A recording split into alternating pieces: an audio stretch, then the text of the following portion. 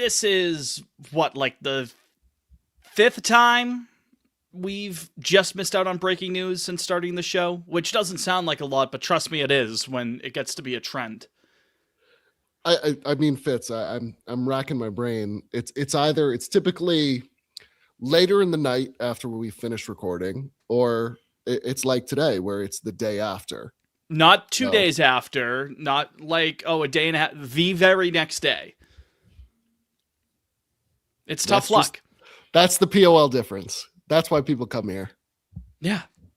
It's, it's us persecuted podcasters. People don't know how hard we have it, having to go back on and talk to our friends and the folks who take the time to listen to us and hear our opinions and have fun with us. We have to do another episode, shorter episode, but we have to go on again, have to set up StreamYard again, I have to edit it again. Who has it worse than me, Liam?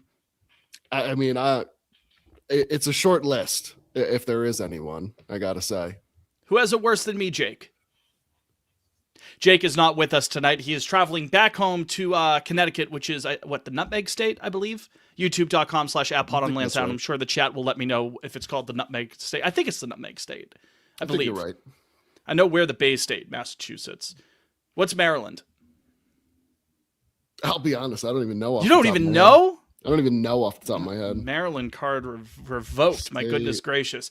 But that's at John_W_Henry, a.k.a. Liam. I am Fitz, a.k.a. Fitz. This is Pod on Lansdowne, and this is an emergency episode of the program. We're happy to join you again this week after we just had about an hour, 45-minute long episode earlier this week, recording on Tuesday, talking about the Alex Bregman fallout and then some.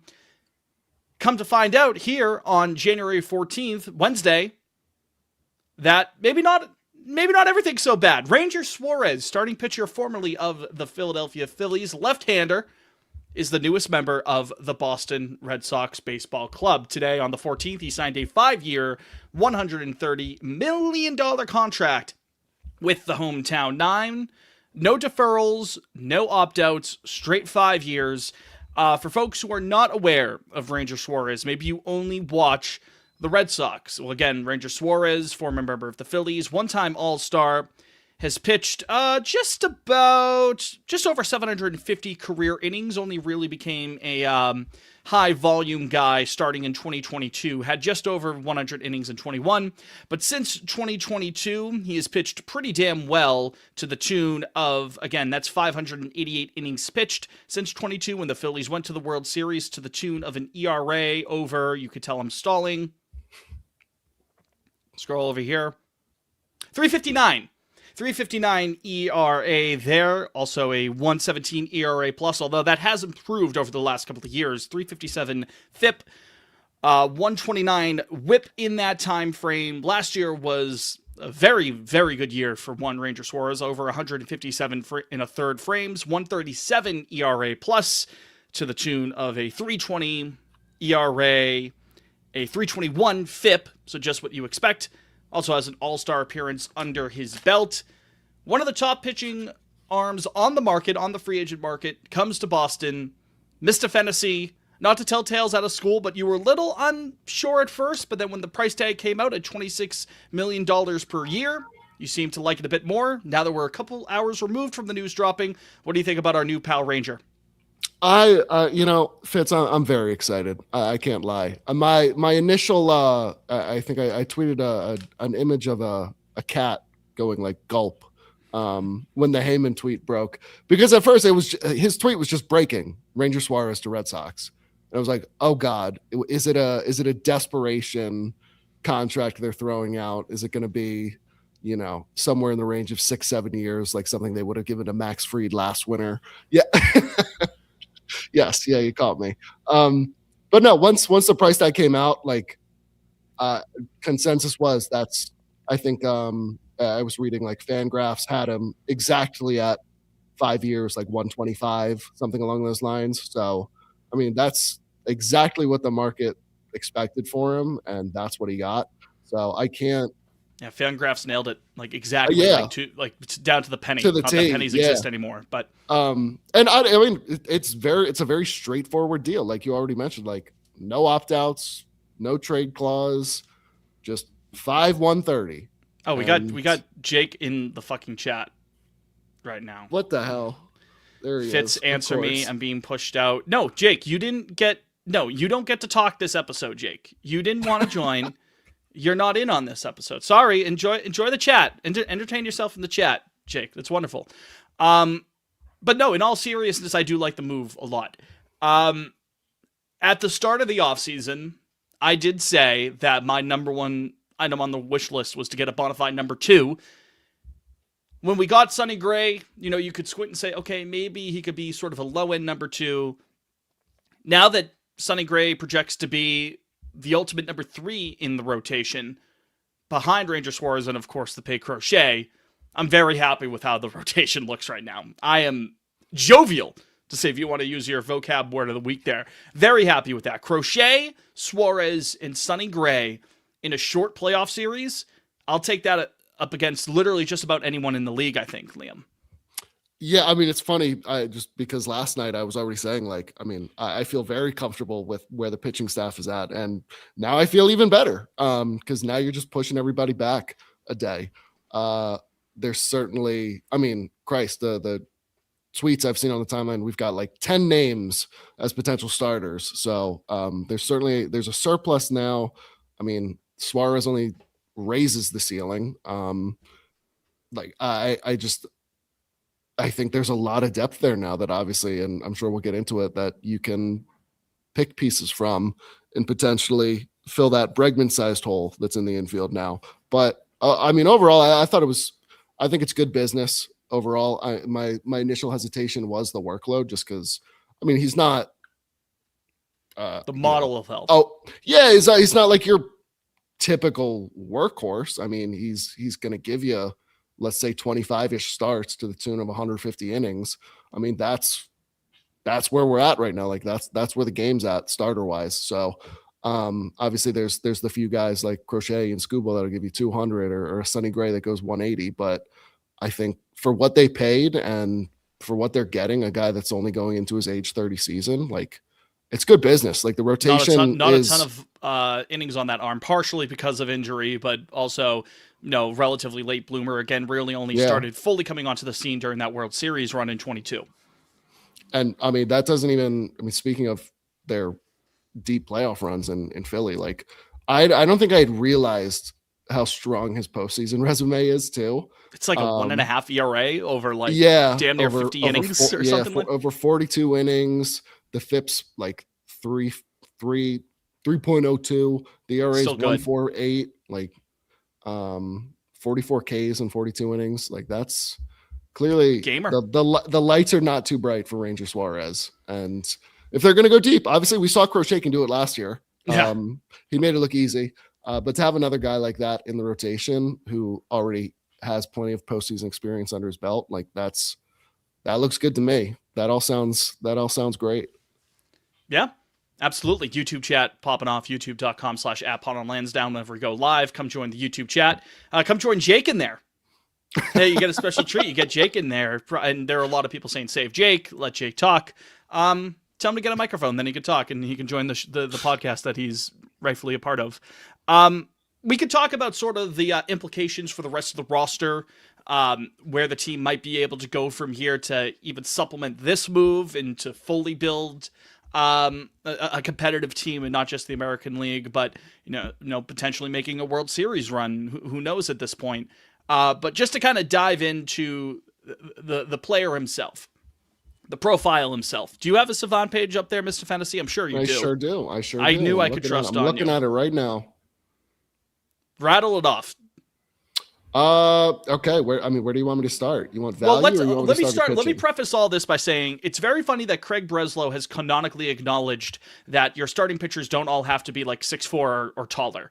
You can have a regular schmo 6'1" in there who doesn't pump 97 on the black consistently. You can, we have Greg Maddux at home, which is kind of the profile that you get from Ranger Suarez. Is he going to blow you away? No. Is he going to miss a ton of bats? Not really, but he's going to pound the strike zone. He's going to mix up pitches enough, and he's going to get enough guys to chase, maybe not completely whiff, but chase to initiate bad contact which from the left side at Fenway, you're going to have to do if you're not blowing people away. It seems like he fits that bill. So with that in mind, Liam, take it away for the nerds. You fucking stat nerds. The 2025 has MLB percentiles, expected ERA 84th, expected batting average 7th, fastball velo. That's the only thing where I'm like, oh, that's not ideal. 7th percentile. He was 90 and a half average on the fastball last year. Like it's fine. Work. And that's the thing, because you look at the walk rate 86th percentile, barrels 89th, hard hit percentage 98,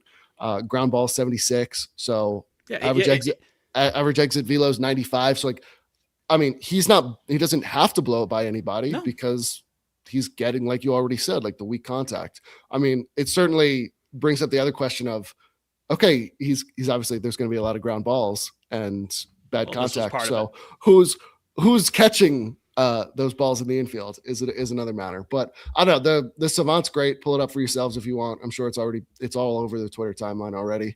Lot of red, lot of dark red circles go brr, for sure. It's all outside of the fastball velo. And listen, if that's the only issue here, we can live with that. That's a real pitcher in my book.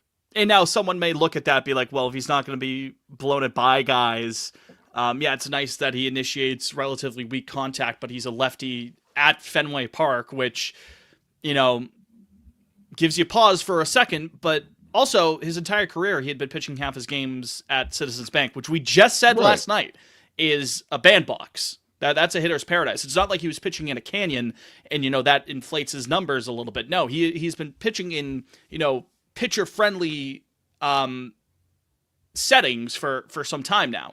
And even if that's the case, it's still, if he's initiating shitty contact, they'll, you can't hit it over the monster if you're hitting rinky-dink grounders. And I do want to talk about, who's going to be playing behind him specifically in the infield. But I guess maybe if we're going to change the conversation to the rest of the roster here, I think it makes sense to start with that pitching staff because, you have to be aware that, okay, maybe Ranger Suarez isn't going to be giving you 175 plus innings every year, which is fine. It's okay. 150 and up at this point is, a fair enough of a threshold to accept. That's a full season. Exactly, right? So many guys are just 5 and dive at this point that, you'll take that at some point. But what you mentioned, he had like some back issues before. So if something like that tweaks up, or if it's Gray, if it's, God forbid, Crochet, or if it's anyone else who's going to be rounding out the rotation, they need some of that depth there. Do I think they need like 10 to 12 starting rotation caliber guys within the organization right now? Not necessarily. So now it's sort of a matter of, okay, which guys do you identify as your swing guys, your 6th or 7th starter? I got myself there doing that. Didn't mean to do it on purpose. But, your stretch guys, your depth guys, anyone that you could maybe move over to the bullpen. I know someone in the YouTube chat, I think it was Nate mentioned, I think they mentioned it, Nate in the comment here on YouTube says, remember that big reason for getting Sonny was that he was one of the most prolific sweeper users in the game alongside with Crochet. Ranger seems to be up that alley. So facing, another Craig Breslow archetype unlocked there with the sweeper. But I believe, Nate, they mentioned maybe Cutter Crawford being used in the 7th or 8th inning at some point. Tanner Houck, if he somehow bounces back in the second half of this year, if he's healthy, is he someone that you can use at an inning at a time? And then on top of that, are there any of these guys, Brian Bayo potentially included, who could be dangled to supplement another part of the roster? You've already seen whispers of that amongst, Red Sox Nation on Twitter. Social media attacks, of course, but they would have a point in saying, like, you can't have, I know you tweeted it, Liam, and it was funny, but you can't have a 10-man pitching rotation. So where do they go from here? I don't know. I'm curious to hear if you have any thoughts on that front. I think it all comes down to the what the payroll ends up looking like. Like, obviously, sure, Bayo's an attractive chip if you're trying to trim the payroll and move somebody that's essentially under team control at a reasonable price, and you know what you're going to get.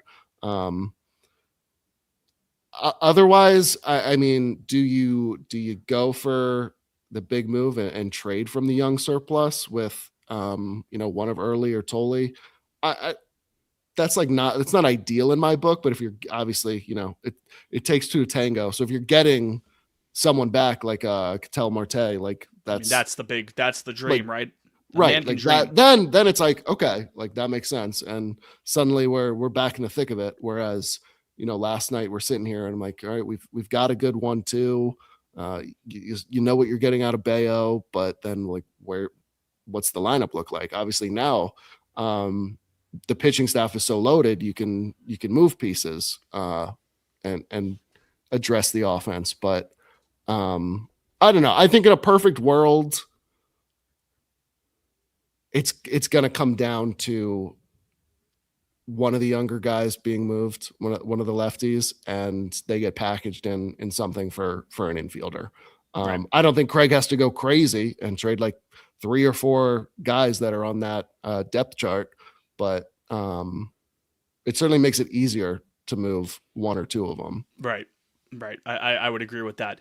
Complete side note, like I know we were just singing Ranger Suarez's praises, and I do like the addition as him as your bona fide number 2 now. To quote Cher, if I could turn back time, I still wish that they had given a big free agent bag to a hitter and traded for the pitcher, I think, which is what we said from the get-go. But, life isn't perfect. You gotta roll with it. You gotta take your time. A wise man once said, you gotta do what you gotta do. And this is what they had. I think if you're looking at like the starters on the market, like this is the route they should have gone. Yeah. Just like with the alarm bells on Zach Gallen and Framber Valdez, like there's a lot of miles on that arm. I would have much rather Ranger over Framber Valdez. Yeah, for sure. 100%. For sure. Side note, Adam Kerchak Daddy said no way Cher said all that. It's true because Liam Gallagher said some of that. But continue, my friend. I apologize. No, I think it's. I think this is the type of move the organization in their current situation. Like this is the type of move you make. The guy's 30. Like we said, there's not a ton of miles on the arm. Like it's really only been the last 4 seasons, and even then, he's not going out there with 180, 200 innings every year. Maybe he picks up a knock here or there during the season, but that's the nature of pitching at this point. It's baseball season. Yeah. So I like it. I like it a lot. We know for sure the pitching is going to be good. I think that bumped our Fangraphs pitching war to like top of the league. I bookmarked something. It's got to be. Yeah. Red Sox payroll. Boston's now number 1 in projected pitching F4 on Fangraphs. 6th overall in F4. So they've got Ranger at 3.3. So not bad. Absolutely. Take that. Leo in the chat goes, it helps that Suarez didn't attempt to murder my catcher like Framber. Also a great point. Good. Very good point. And listen, all I've heard from Phillies fans today is that they absolutely love the guy and they're sad to see him go. Yeah. So I didn't know he was. They've got a Bo Bichette to pay. Yeah. Then, which by the way, like now that I'd say that, if they weren't totally out 24 hours ago when we were doing the podcast on Bo, now I'd say that ship has sailed. So that's, that's sort of, the general conversation. And maybe we can go a little bit further in depth on the pitching during the episode proper next week. It's going to be a relatively quicker episode here. Figure rolling, another 20 minutes or so. But that's at least sort of getting the ball rolling on the conversation regarding the pitching depth, because they have to keep some of that pitching depth. Like it can't just all be you're in the bullpen. We got 5 guys, great. You saw what happened last year. It never works out that way. But at the end of the day, with the rotation, consider who we had going in the Bronx for the playoffs. Obviously, Crochet, animal. Brian Bayo couldn't get 7 outs. He was like 2 1/3. Yeah, if that, or inning and 2/3 or something. 2 plus. He made it into the second inning. It was very nasty, is what it was. I love Brian Bayo, but that was nasty. I wouldn't want him being the number 2 in a playoff series again, or even the number 3 at this point. So now you have an absolute playoff gamer, large enough of a sample size, over 40 innings in the playoffs with a ERA under 2 in Ranger Suarez. And at the end of the day, not to sound cliche, not to sound old, sports talk radio kind of guy, like that. That's why, that's where legends are made in Boston. You know what I mean? It's true. That's where you become a legend. That's why we He'll signed never, Sandoval. he'll never have to pay for a beer again if he does that in Boston. You know what I mean? It's one of those things, but it's legit. You know, some guys can just take it to another level. He might be one of those dudes, given what we know. So he's your number 2 in a short playoff series. And then 3 is Sonny Gray, who's a vet. And we seem to like all the stuff under the hood and we had said all along over the last couple of months, if he ends up being your 3, you feel really, really good, which I do right now. I feel really, really good about the pitching rotation. The questions still remain about the offense or the lineup in general, not just the offense, because one part of it is the offense, the pop, which we had all talked about. I'm sure any other Red Sox show that you listen to over the next couple of days talking about this news will mention like, well, yeah, we still need a bat in the lineup, which is absolutely true. But maybe the under-discussed part of this, which you mentioned about 15 minutes ago or so, Liam, with him being a soft contact kind of pitcher, pitching to the contact, bad contact, a lot of ground balls and rinky-dink, contact and whatnot. Obviously, we know Trevor Story is capable with the leather. Marcelo Meyer is capable with the leather. Wilson Contreras is capable with the leather. I know he's over at first, not that it's not exactly. He's definitely not on the pull side of a left-handed pitcher. You understand what I mean. At third base, if one of the main options on the free agent market is a guy with a ton of pop from the right-hand side of the plate, which is a good thing, nice. Not talking about the strikeouts or anything like that. That's a different conversation. But just in a vacuum, right-handed power, demonstrated over multiple years, that's nice. But maybe the worst defender on God's green earth. If Eugenio Suarez... I pulled up his savant. If Eugenio Suarez is playing third base behind Ranger Suarez, the Suarez brothers. They're not actually brothers as far as I know, but as far as we know, maybe, who knows? But if Suarez is backing up Suarez with the glove from the left side, when Ranger is pitching from the left side, right-handed pull side over the third base, I don't love the sound of that. And I might be out on Eugenio Suarez based off of that. I understand it's only, that's only once every 5 days. I get it. You know what I mean? Be like, oh, well, Jay's a lefty though too. So it's one of those things. And, third base is an important defensive position. Can't just hand wave it away.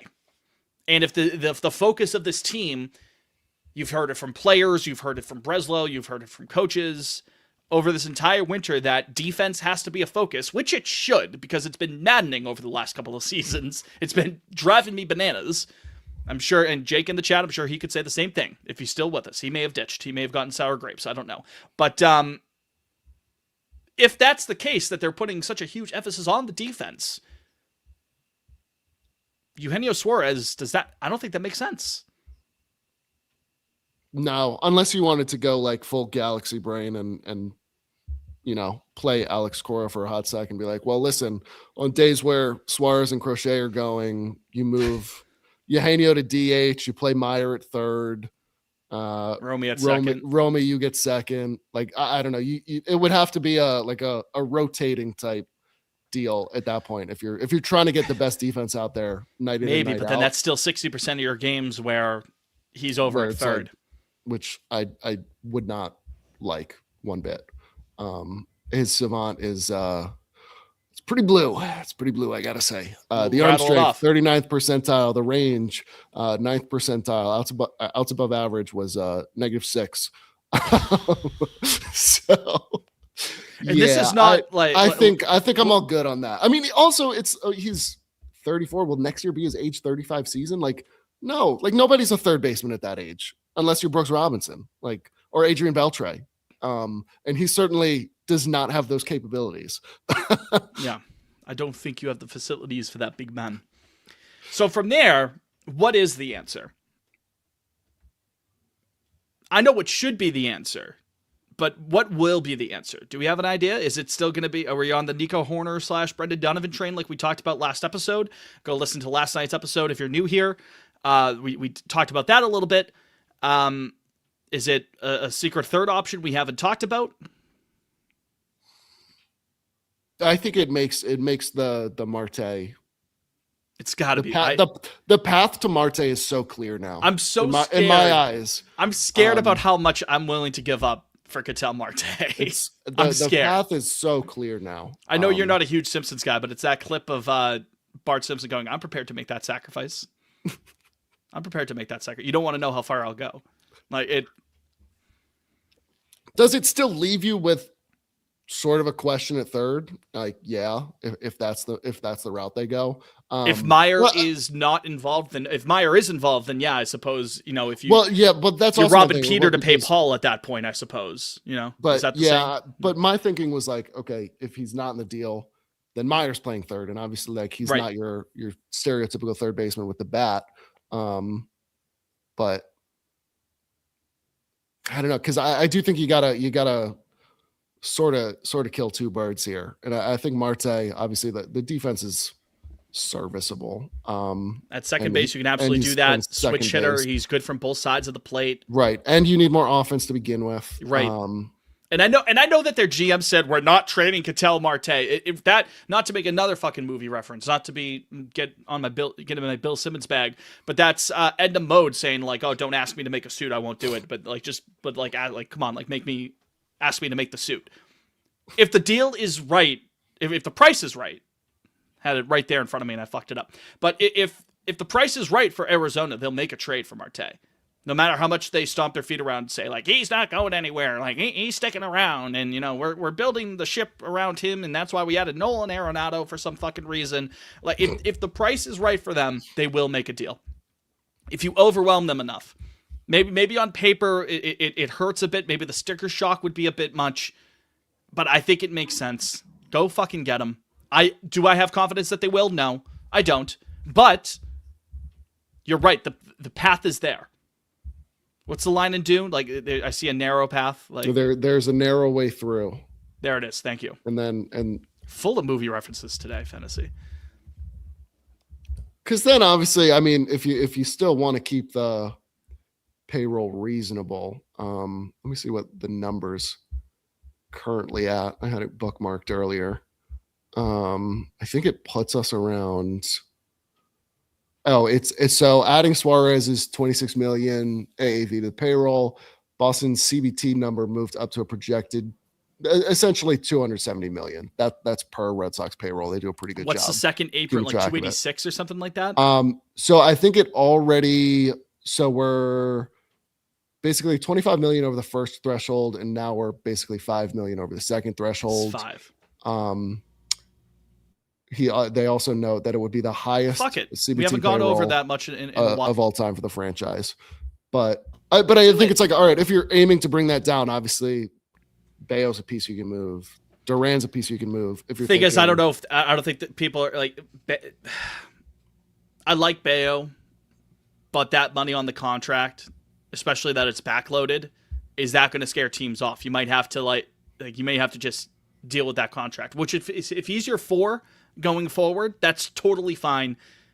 I'm okay with that. Yeah, like I am certainly not in any rush to get rid of Brian Bayo, a guy you can essentially lock in for 28 to 30 starts a year. And I mean, last year was great, man. ERA plus 123, 3.3 ERA, 28 starts, over 160 innings. Like, that's my 4. He's your 4. I feel really good There were about times that. where you were trusting him to be your 2.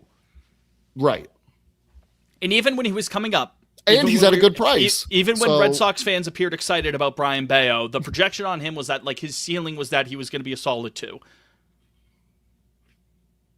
So if a guy of that talent, who for most pitching staffs you could probably put as a 3, maybe even a 2. I mean, he just was less than 12 months ago. He was your second starter in a playoff series against your biggest rival. If he's your 4, even with that price tag attached to him going forward, fine with that. Yeah. We're so he's locked in long term. Suarez is locked in long term. Crochet is locked in long term. That's already 3 starters on the books for the foreseeable future. I mean, Fitz, this is from at Guatemala Strong _34. Sure. Red Sox rotation commitments: Crochet through 2031, Suarez through 2030, Bayo 2030, Gray 2027, and they included early at 2031. Like, so okay, let's go get some offense, at least for the next 2 years. So 2-3 years, like the rotation should be. So let's game this out. Let's stop beating around the bush here. Who's on the table for Ketel Marte. Let's just game this out. Again, I don't think it will happen. Not trying to do a shock jock kind of thing, but if it's a clear fit, positionally in the lineup, and Arizona could use, some of the chips that we have. So who's on the table? Roman,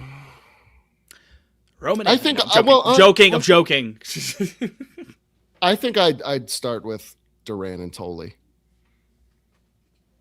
Duran and Tolley. As much as I like Tolley, I don't think twice about adding those two. But then I think you'd still need another piece or two. Would you pair early with him? No, I feel like I'm too high on early, and it's seemingly all the prognosticators are also higher on early than they are Tolley. I think I would pair them both. You'd send both of them out. I think I would. See, that's a little too rich for me. I think I would. I think you need to keep one of them. If you trust Kyle Harrison enough to be a part of the organization, if you trust Witherspoon to develop, if you trust what's his name with Washington, who we just got, it's three guys right there. You've got to give to get. Leo says too much. I understand. I know we love early. I like early a lot too. Peyton Tolley, number 2, left-handed prospect. It's wonderful. Sending both is crazy. I understand, but guys, you've got to give to get. Ketel Marte is the best second baseman in baseball. He's a perfect fit for this team and will be for the next couple of years. There's no promise that Peyton Tolley develops a killer number 2 pitch. There's no promise that Connolly early becomes this absolute mega stud. And to have that cost-controlled talent is huge. It's great, obviously. Hometown guys, I know, I like them a lot. This is not me trying to shove them out the door. Ketel Marte is a top 10 hitter in baseball. He's the best second baseman in the sport when you need a second baseman. When you need someone to be batting second or third in your lineup. Someone who can hit from both sides of the plate. Someone who can anchor in that lineup alongside Roman Anthony. He is a perfect fit for this team. And I understand, again, if they end up holding on to both of those guys, Tolley and early, I don't want it to be like, well, Fitz hates both of those guys. I like them both very, very much. Tolley's electric. Early in Game 3, hero stuff. He just got outperformed by Cam Schlittler, but that's not his fault. But if it's a matter of getting someone like Ketel Marte... And Patrick says Witherspoon could be a tasty little morsel. Yeah, if you wanted to hold on to early or Tolley... Take one of those guys alongside Witherspoon and Duran and then maybe something else to package it? Absolutely. It's the same principle. Yeah, I don't hate that. If you trust your pitching development enough. Botsy, but the box could be anything. It's so true. It could even be Ketel Marte. Yeah, that's right. You know what I mean? If you trust your pitching development enough, where honestly, hand to God, I'm not like a Sox prospects guys. I couldn't name you the top 50 guys within the organization. A year ago, if Connolly early walked through the door a year ago and punched me in the face, wouldn't know who it was. I got to be honest. I'm sorry. So if you trust your development enough, where there's a guy like Witherspoon who you like, or anyone else coming through the draft, or anyone else coming through the organization who might emerge, if you trust your pitching development enough, moments like this are why you might package some of that, leverage some of that to get a sure thing, which is a switch-hitting, solid defensive second baseman who is a top 10 hitter in baseball right now. When you're on the precipice of contending. Yeah, Fitz, you've convinced me. The window's open. You might as well say fuck it. Leo says, I would do early Duran in a mid-tier prospect. Listen, Leo, I would too. I just don't think that gets it over the line. Do you take a bit of a bath in terms of the prospect pedigree at first? Yeah, for sure. It hurts. It's fun to win with homegrown talent. Absolutely. And yes, I do think Peyton Tolley can be a very, very good pitcher. That fastball is already elite as far as I'm concerned. If he can get a second or even a third pitch in there going, you've got a stew going for sure. Connolly early has fucking cojones. We were like, hey, guys, Connolly, backs against the wall right now. We need you to pitch in a do-or-die game. And he did his job. He gave you a great performance. It was the defense behind it was ass. Botsy says, I'm a prospect hugger, no doubt, but sometimes you do have to get uncomfortable to land a top bat. I like that you said the word uncomfortable, because what is the word that the organization has said time and time again? They have to get uncomfortable. All right, Fitz, you've convinced me. We all loved Kyle Teal. We sure did. So much so that there was rumblings that they wanted him back this winter. Right? We all loved Montgomery. There were people who were like, oh shit, we gave up Mydroth. I don't know about that. It got us Garrett Crochet, who could very well win a Cy Young Award multiple times over during the life of his contract. I like prospects too. It's exciting stuff. And it's a cheat code in this sport if you can get a guy who's making pre-art money and he's providing for you, which very well could be the case. Again, at the end of the day, I don't think that they make a Ketel Marte trade. I don't. So then that opens the door for a Tolley or an Early or whoever it might be to slot into that number 5 spot if they perform well. If it's not Oviedo, which, by the way, we didn't even mention him this entire time. He might end up being the 5th starter. Yeah, I mean, so then at what point? As it stands, I think. So at that point, it's like, okay, what are we doing with Early and Tolley? And maybe Tolley does need that development in AAA to work on the secondary offerings, which is totally fair. And maybe you still see, okay, maybe Early needs a bit more seasoning. We're building a monster in Worcester right? with all this starting pitching. Like, at some point, you've got to leverage this. Like, it's amazing that we have this embarrassment of riches within the pitching depth now. That's only added on with Ranger Suarez. It's great. I think we have one of, if not the best rotation in all of baseball. But there is help that you need on the infield, which now, if you have a lefty like Ranger Suarez pitching from the left side, you slot in Marcelo Meyer at third, who is legit with the glove. We have already seen that. If he can stay on the field, he's legit with the glove. I think the bat will come along. So that only helps the offense from there. You don't have to put pressure on him. You can bat him 7th, 8th, or 9th or something, whatever you need to do to continue his development, and you know he's going to be a steady Eddie with the glove over at third. And then you slot in Ketel Marte to lead off, or bat second, or bat third, whatever you see fit.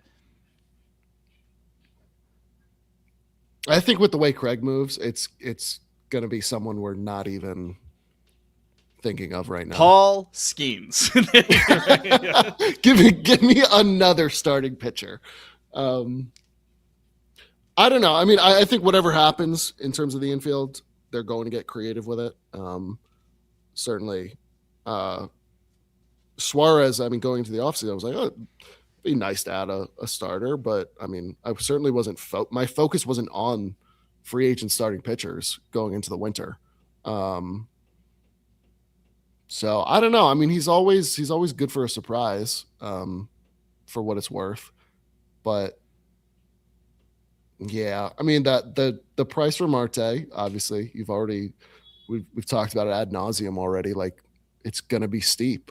But listen, if we really think and obviously the window's here, they made the playoffs last year. We can't be like, oh, like this is the year where we take a step forward. Like, they took the step forward. Yeah, this is the year before the year. No, this we're in it. Now we go right now. Right. Yeah. So, and if your rotation, if that's the mindset, and that should be the mindset. If the rotation is Crochet, Suarez, Gray, Bayo, Oviedo / Tolley / Early, whoever it is, like, it's a game of musical chairs at some point. You have enough depth of guys who can get you over the hump. If push comes to shove, if you kind of go through a little bit of an injury crisis, to borrow a soccer term, you have guys who could fill out the rest of the bullpen, even if you don't go and sign someone. I think someone like, if Houck gets back on track at some point, or his days as a starter probably done potentially, but his stuff is good enough where it could be good enough for an inning at a time in like the 7th. Same thing with Cutter Crawford. Right? I would love to see what there's enough guys here to fill out the rest of the pitching staff and to still have, guys, ready to go if they have to come up from Worcester. And you still have younger guys who are coming through the lower levels of the system that are being developed. We could be having a conversation where, like, oh, I really don't know if I want to trade Witherspoon. We could be sitting here in early 2027 being like, do you give up Witherspoon in a deal? I don't know. He was really good in 26. I also think that's a product of like where the game's going too. Like, I feel like, especially with the people in the Red Sox front office being so pitching oriented, like, I mean, Early and Tolley weren't on my radar this time last year. Like, That's what I mean. It could be somebody. They were, not to say that they were on no one's radar. I'm sure people much smarter than us were like, no, people these guys much more are legit. Like, oh wow, like these guys. Sure. But I mean, for the average Red Sox podcaster, I'm not sure. 12 months ago we'd be sitting here and talking about Early and Tolley more than we would be talking about Cutter and Houck. Right. It might. Yeah, exactly. That's a great point. You know what I mean? Like now, like 12 months ago, we were like, hey, we got Cutter, Houck, and Bayo. They all made 30 starts last year. Like, let's ride. And here we are, and Bayo's the only one in the rotation as it currently stands. So, Ketel Martes don't grow on trees. If you have to pay up a bit, like Broomstick says, ideally, I think Duran, Bayo, and another pitcher or pitching prospect are out. But the Diamondbacks might just tell you to eat shit. Well, that's the thing. You might have to overwhelm them on this. Yeah. And I think a package of Duran plus Tolley and Early, now you're starting to get to overwhelming territory. You might even have to add one or two mid-tier guys on top of that, but I think it would be worth it. I don't know. Like, I'm looking at the prospect rankings. I mean, take it with a grain of salt. This is from MLB. The Diamondbacks only have one prospect in the top 100, and he's 66th. One spot away. Ugh. So, I mean, maybe and they the are. is not gonna be happy with us. Maybe the talks have been ongoing all winter, and they get to a certain point and say, well, we really do need help in the farm system. And that's where we slide in. And maybe it is more prospect heavy than it is major league heavy. But I think to Broomstick's point, I mean, it could be Duran or Bayo. I'm not sure I see both going, but certainly, I mean, one of them will headline a deal, I would think, before truck day. I mean, if they're moving on from Ketel Marte, I can't think that they're going to also add on money from Brian Bayo. Right. Maybe they do. And then maybe you keep both of Early and Tolley or something like that. Or you only trade one of those guys, and then Kyson slides right in, and then, he's your next new baby boy alongside one of the two that you kept. I don't know what it looks like. All I know is that I would like them to make that move. But that move will come after it's officially pen to paper for Ranger Suarez, which I think it already is, technically. They said he signed. Did the team announce it? No, I don't think they have yet. Oh, okay. Well, hopefully he passes his physical. That would make this entire conversation pretty awkward if he didn't. Right?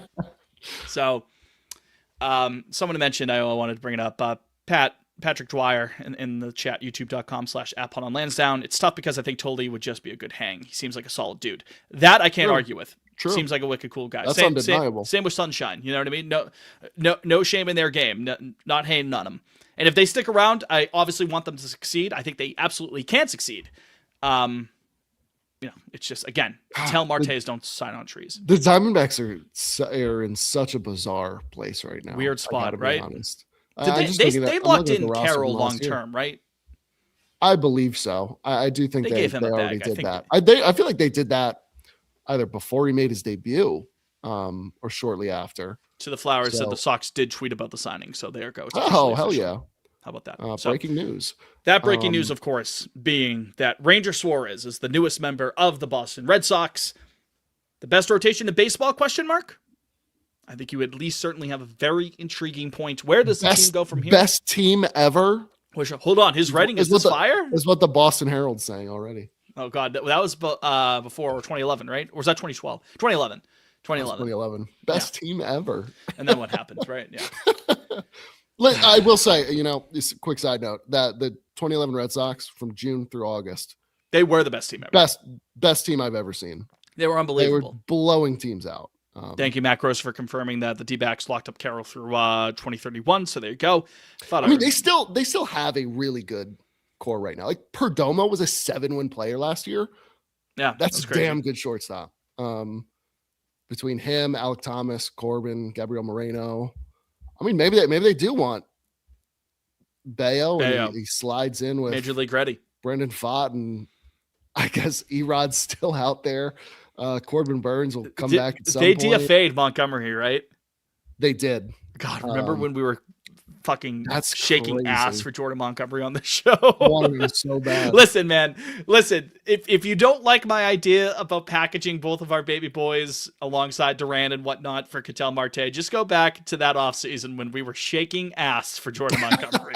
We don't know shit on Pot on Lansdowne, but we like to have fun. We have no idea where the wind's going to blow. Exactly. Well, again, one more time, Ranger Suarez, 5 years, $130 million, signed by the Boston Red Sox, $26 million AAV. Newest member of our beloved hometown 9.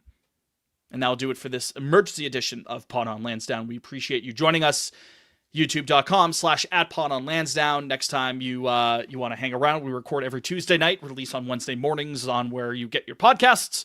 Follow the show at Pod on Lansdowne on all the social medias, Twitter, Instagram, TikTok.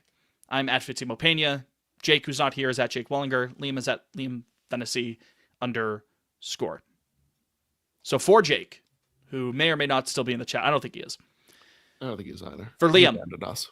for Ranger Suarez, I'm Fitz, you're you. We will talk to you next time, because who knows what happens over the next couple of days. I want to jinx it. I said we'll talk to you next week last night when we were recording, and then we ended up talking to you today. But we will talk to you next time.